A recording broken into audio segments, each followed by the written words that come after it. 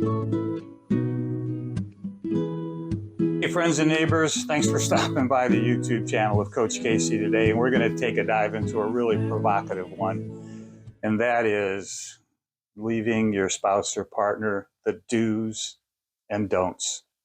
But before we begin, just remember to like and subscribe and click that notification bell for the channel where I bring you every week topics that we can talk about for all of us to become a better person.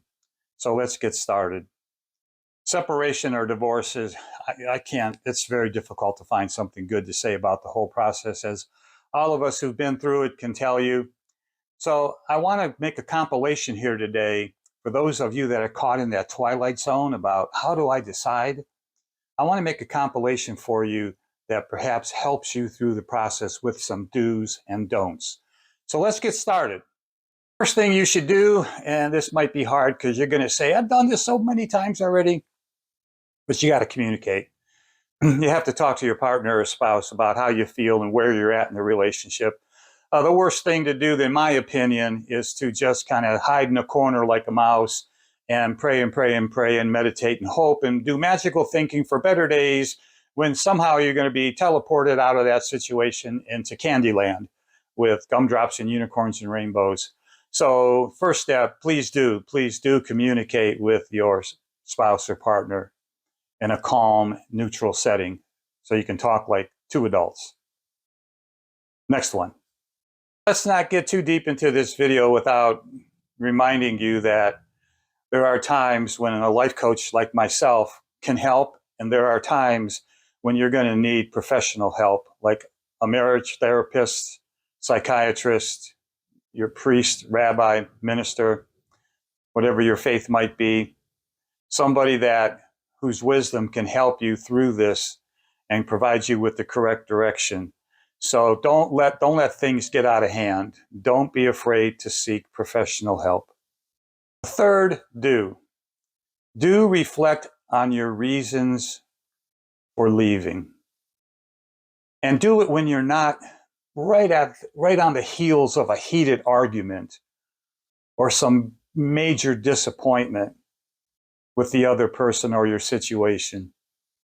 And the best technique for that is simply journaling, pencil, paper, write down your thoughts and feelings every day and reflect on what brought you to this intersection in your life. What part of your relationship has fallen so far away from your dreams that you need to leave?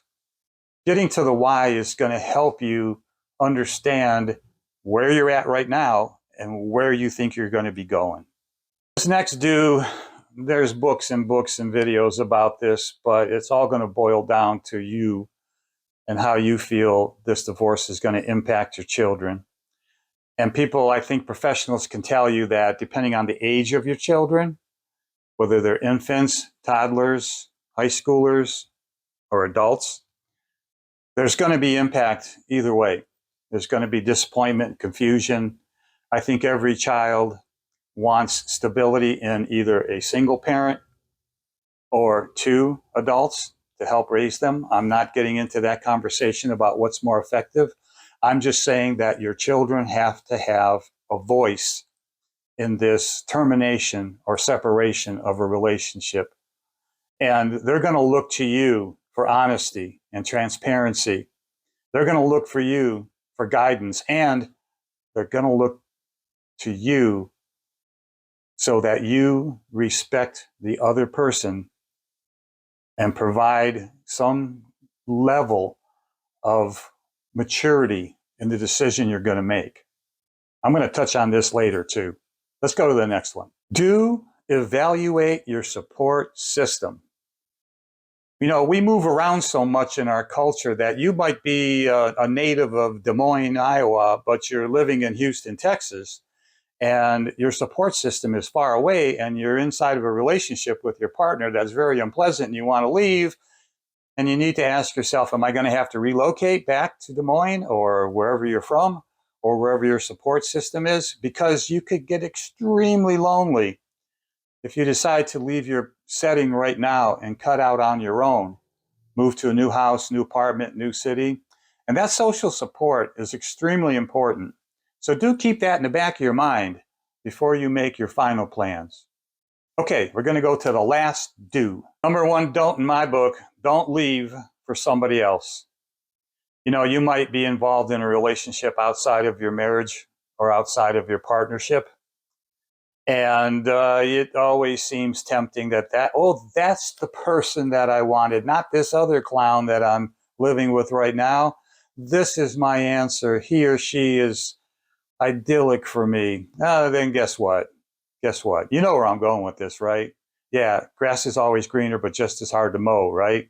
Don't leave for somebody else, never. Leave for yourself, always. Always take care of yourself first, because you're going to be a different person after you separate or divorce. And that different person might like a different kind of partner, not just we have rescue dogs. Don't go get a rescue partner out of your relationship. If you're in a relationship like that, I suggest that you break it off so that you have a clean, fresh start and clean, fresh emotions. Why trade in one used car for another used car? I don't mean to be mean, but you get the point I'm trying to make. Moving on. Second, don't make hasty decisions. Don't get yourself all upset and be screaming one day. The kids are hearing you yelling. The neighbors are wondering if they should call the police. And all of a sudden, I'm leaving you, you fool. And you storm out the door and you forget you're leaving all your clothes, money, and everything behind because you're so upset you're not thinking straight. Don't make hasty decisions. Let's try number 3 now. Don't ignore your feelings. Now, I'm not talking about those passionate moments when you're upset. I'm talking about the feelings. You might be home alone thinking about your relationship. You know, get a journal started. Write down your thoughts and emotions. Write down your concerns. Start to be kind to yourself and use self-care on your feelings so that you have the strength to get through what you're about to get through. And if you have children, they can see and they can feel that strength. Okay? Moving on. This next don't, it's kind of hard to do. It's a fine line between seeking support from your friends and family and involving others. And what I mean is, you have people outside your social circles that really don't need to hear about your problems. I mean, that could be coworkers, people on the bus or subway, just anybody randomly at a party you want to say, I just can't take it anymore. And you start a sentence like that. And there's no reason to bring these people into this. You're not going to get any productive answers. And it's really going to make people feel a little bit strange about you. So be cautious with how you're going to spread the news. And reminds me of a story a Catholic nun told me a long time ago when I was a kid. These kind of stories that we tell, particularly lies, are like feathers in a pillowcase, and you open up the pillowcase, go to the window, spread the feathers out into the air, and guess what? You can't get them back. So if you're out there spreading stuff like, news bulletin, I'm getting divorced, you might regret that. So be cautious, okay?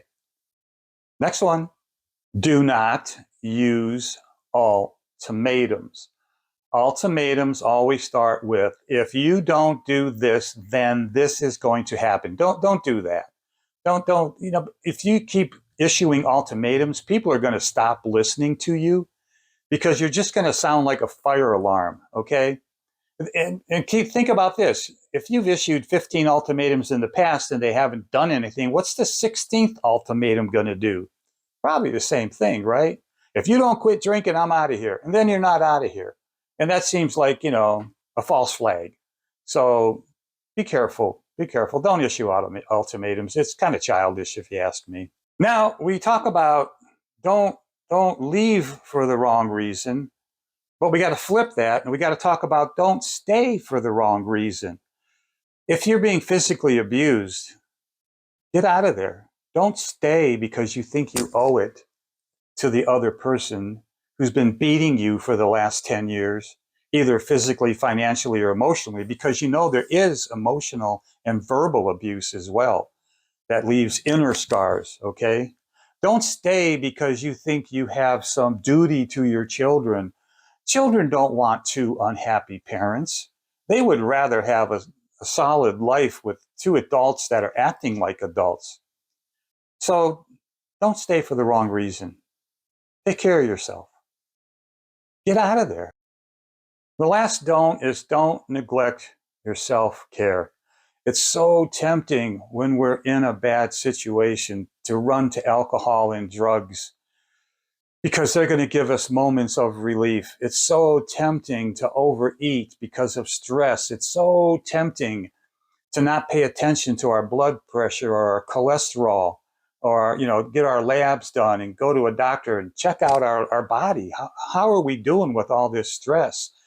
So you need exercise, you need to sleep, you need to hydrate, you need to meditate, you need mindfulness, you need all those things you hear on all these self-help channels because they're true. What's it going to be like if you leave and you're a wreck? How are you going to start a new life? It'll be very difficult. All right, let's wrap this up.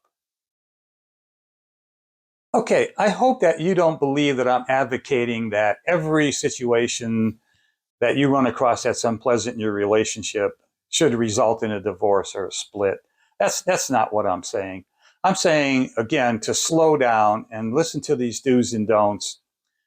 Remember that you're throwing a stone in the water and the ripples are going to affect everybody when you end a relationship, not just yourself and the partner. It's going to be all your entire ecosystem of people and things around you.